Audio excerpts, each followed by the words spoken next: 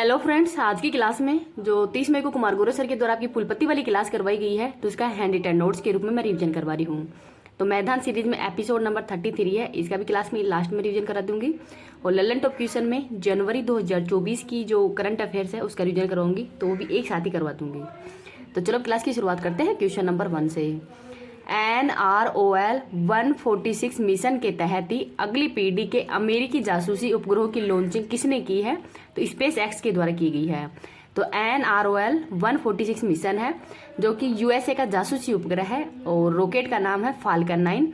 और फाल्कन 9 है ये स्पेस एक्स कंपनी का है और इसके मालिक है एलोन मस्क। तो इनके द्वारा ही भेजा गया है, इसको याद रख लीजिएगा। PSLV C57 के द्वारा, तो जो PSLV C57 है इसके द्वारा आदित्य L1 को लॉन्च किया गया है।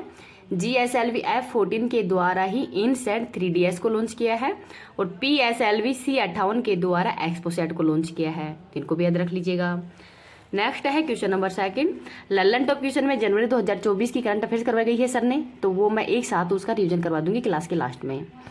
भारतीय राष्ट्रीय अभिलेखागार नहीं, प्रवासी अभिलेखों का पहला विदेशी डिजिटलीकरण है ये कहाँ पे किया है? तो ओमान के अंदर किया है। तो अभिलेख पटल पोर्टल है ये भी यहाँ पे लॉन्च किया गया है और ओमान की राजधानी मस्कट है और दुक्कम पोर्ट है ये इंडिया के द्वारा यहाँ पे निर्माण कर रहा है। नेक्स्ट है क्वेश्चन नंबर 3। दुनिया भर में संयुक्त राष्ट्र शांति सैनिकों का अंतर्राष्ट्रीय दिवस 2024 कब मनाया गया है? तो 29 मई को। तो जो शांति सैनिक या पीस कीपिंग फोर्स है ये यूएनओ के अंदर ही भारत के द्वारा सबसे ज़्यादा भेजी जाती है, तो ये 29 मई को ही ये दिवस वो मनाया जाता है। 28 मई को महिलाओं के स्वास्थ्य के लिए दिवस मनाया जाता है। 29 मई को माउंट एवरेस्ट डे, तो माउंट एवरेस्ट पर पहली बार फतह है वो तेंजिंग नार्वे और एडमंड हिलेरी ने की है।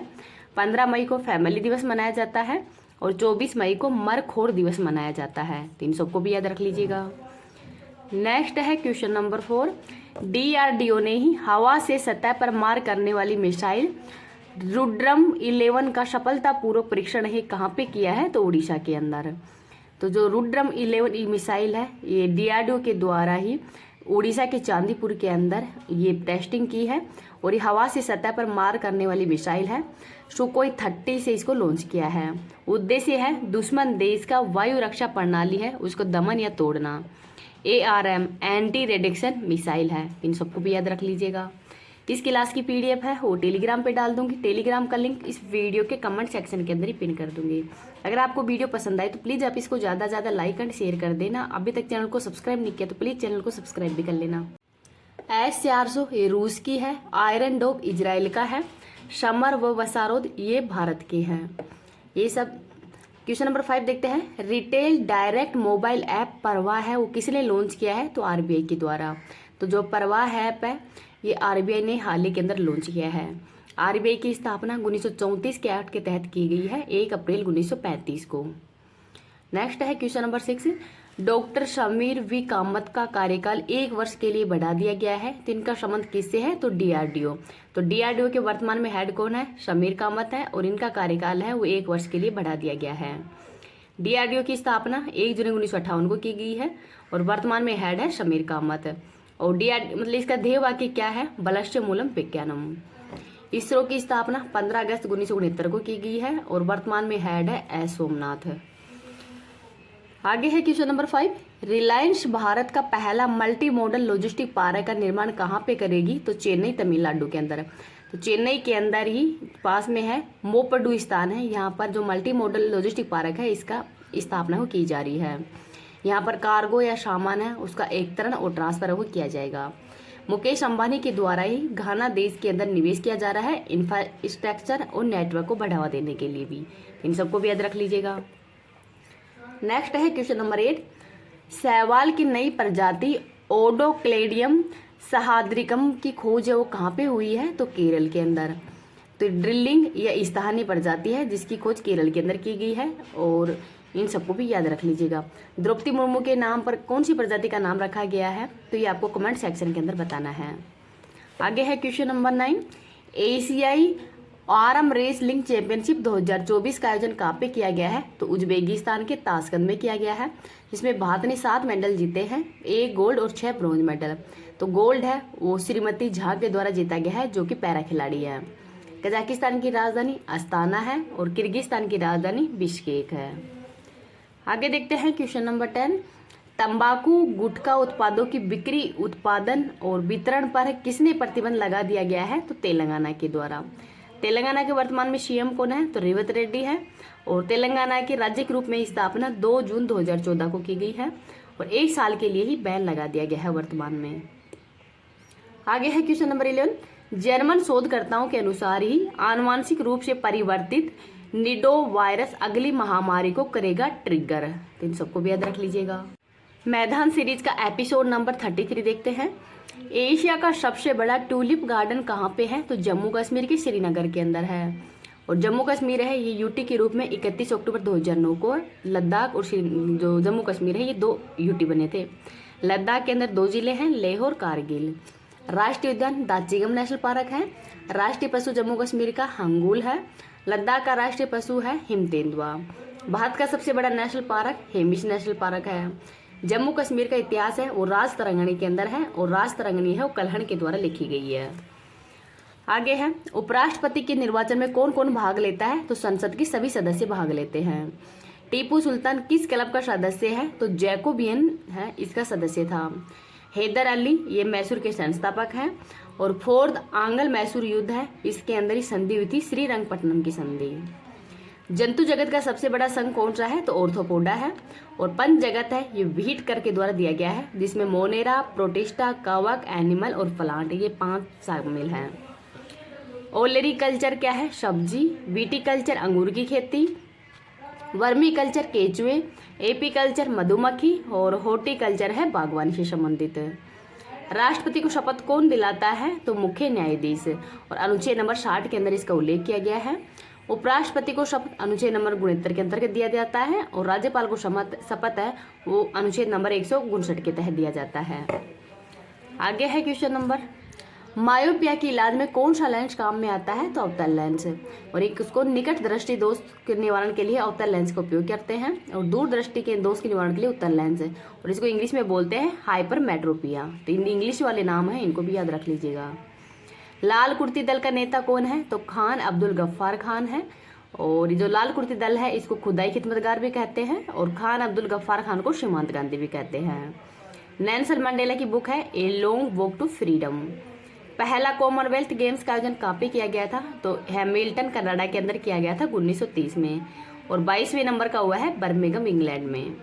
एशियन गेम्स नई दिल्ली के अंदर हुए थे 1951 के अंदर पहली बार और वर्तमान के अंदर ये चाइना के अंदर हुए हैं। इन सबको भी याद रख लीजिएगा।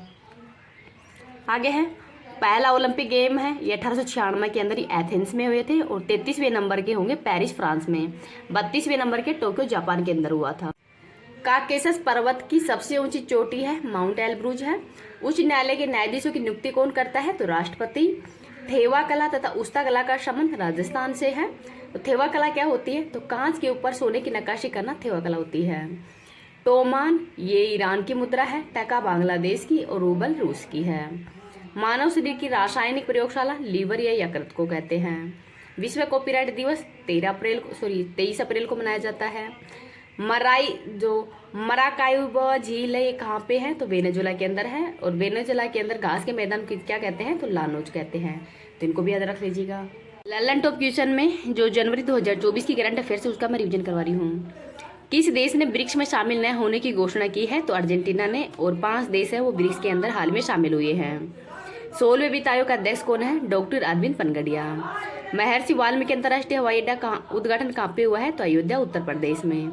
इसरो ने X ray polarimeter satellite XPoSat है उसको किससे प्रक्षेपित किया है? तो PSLV C58 द्वारा। न्यू स्पेस इंडिया लिमिटेड ने ही GSAT-20 को किस रॉकेट से लॉन्च करने की घोषणा की है? तो फाल्कन 9 द्वारा। हिम तेंदुओं को किसने राष्ट्रीय प्रतीक घोषित किया है? तो किर्गिस्तान ने। बिम्स्टेक महासचिव पद पर नियुक्त होने वाले पहले भारतीय अधिकारी कौन है? तो इंद्रमणि पांडे है। वर्ष 2024 में ही यूनेस्को के 46वें सत्र की अध्यक्षता कौन करेगा? तो भारत करेगा। घुड़सवारी के अंदर ही अर्जुन पुरस्कार पाने वाली पहली भारतीय महिला एथलीट कौन है? तो दिव्यकीर्ति सिंह है और ये राजस्थान की रहने वाली हैं। देश के शीर्ष स्वच्छ प्रदेश का स्वच्छ सर्वेक्षण पुरस्कार 2023 किसको दिया गया है? तो महाराष्ट्र को। पीएम मोदी ने देश के सबसे लंबे समुद्री पुल अटल सेतु का उद्घाटन कहाँ पे किया है? तो महाराष्ट्र के अंदर। पहला मल्टी स्पोर्ट्स बीच गेम का समग्र विजेता कौन है? तो मध्य प्रदेश है। और जो बीच गेम है इनका आयोजन कहाँ पे किया गया था? तो दीव के अंदर इनका आयोजन किया गया था। ग्लोबल फायर पावर रैंकिंग 2024 में भारत का स्थान 4th है। गुट निरपेक्ष आंदोलन का 19वां शिखर सम्मेलन ये युगांडा के कंपाला के अंदर हुआ है। दुनिया की सबसे ऊंची डॉक्टर भीमराव अंबेडकर की सामाजिक न्याय की प्रतिमा का उद्घाटन कहाँ पे हुआ है? तो आंध्र प्रदेश के विजयवाड़ा के अंदर हुआ है। संसद सदस्य स्थानीय क्षेत्र विकास योजना के प्रशासन के लिए ही कौन सा ऐप लॉन्च किया गया है? तो ई साक्षी ऐप। अयोध्या में निर्मित राम मंदिर किस वास्तुकला के अंदर बना हुआ है? तो नागर शैली में। वर्ष 2024 में भारत रत्न पुरस्कार तो 5 व्यक्तियों को दिया गया है। कर्पूरी ठाकुर, लाल कृष्ण अडवाणी, MS स्वामीनाथन, PV नरसिम्हा राव और चौधरी चरण सिंह को। BCCI ने ही colonel CK Naidu lifetime achievement award से किसे सम्मानित किया है? तो रवि शास्त्री और फारूक इंजीनियर को। ICC पुरुष T20 cricketer of the year 2023 का पुरस्कार सूर्य कुमार यादव को दिया है। भारत के 50वें गणतंत्र दिवस समारोह के मुख्य अतिथि 75वें गणतंत्र दिवस समारोह के मुख्य अतिथि कौन थे? तो एमएल मैक्रो हैं जो कि फ्रांस के राष्ट्रपति हैं।